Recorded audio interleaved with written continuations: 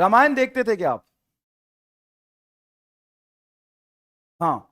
देखो, बहुत समय पहले जब हम भी बहुत छोटे हुआ करते थे तो हमारे गांव में रामायण का शो हुआ करता था, संडे संडे को चलता था वो। और हर घर में टीवी तो हुआ नहीं करता था, पूरे गांव में एक जगह टीवी हुआ करता था। संडे को जब रामायण आता था तो हम लोग क्या करते थे, पहले उस टीवी की पूजा करते थे। लाइटें वाइटें गांव में नहीं होती थी, तो एक ट्रैक्टर जिसके यहाँ होता था ना, उसके यहाँ हम लोग रामायण का शो देखने जाते थे। समझ रहे साहब? तो बढ़िया अगरबत्ती जला के पहले टीवी को पूजा करते थे, और जो भी नए लोग आते थे देखने, पहले बीच में जाते थे, टीवी को प्रणाम करते थे, फिर पीछे बैठ के रामायण का आनंद लेते थे। तो साहब, रामायण में कई सेक्शन है, उस सेक्शन को, पार्ट को हम बोलते हैं कांड। जैसे आपने पढ़ा होगा बाल कांड, सुंदर कांड। उसी तरीके से एक लास्ट वाला जो कांड है उसको कहते हैं हम लंका कांड। लंका कांड में साहब खूब ही जोरदार तरीके से राम और रावण के बीच में लड़ाई शुरू हो गई। और वो लड़ाई ऐसी चल रही थी कि हर रोज टीवी खोलते लड़ाई चल रही साहब। इधर से राम जब तीर चलाते तो तीर से निकलता सांप, उधर रावण तीर चलाता, उनके तीर से निकलता सांप, दोनों टकरा के और वहीं पे खत्म हो जाता।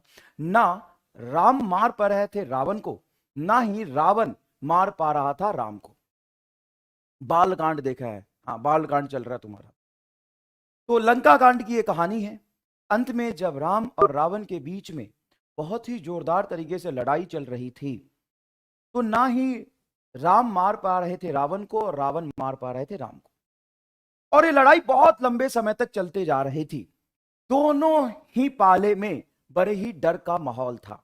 राम के जो सेना थे वो भी दूसरे शहर में था, रावण के इलाके में थे ना साहब, रावण के इलाके में थे, तो उनको भी डर लग रहा था कि हम सब के सब कहीं मारे ना जाएं। और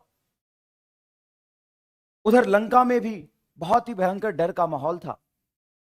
रावण के घर वाले, रावण के जो गांव वाले थे, वो भी बहुत डरे हुए थे कि भाई साहब, राम तो बहुत ही महापुरुष और पुरुषोत्तम है, हम सब लगता है मारे जाएंगे। दोनों तरफ ही खतरनाक डर का माहौल था। हनुमान, लक्ष्मण सब लगे थे इस तरफ से, और उस तरफ से रावण के पूरे खानदान उस युद्ध में लड़े थे। लास्ट में क्या हुआ कि रावण का भाई था एक विभीषण, और विभीषण चुपके से भाग के आता है राम के पास और कहता है, हे महापुरुषोत्तम राम, अगर आप इस तरीके से लड़ते रहे तो ये लड़ाई बहुत लंबी जाएगी।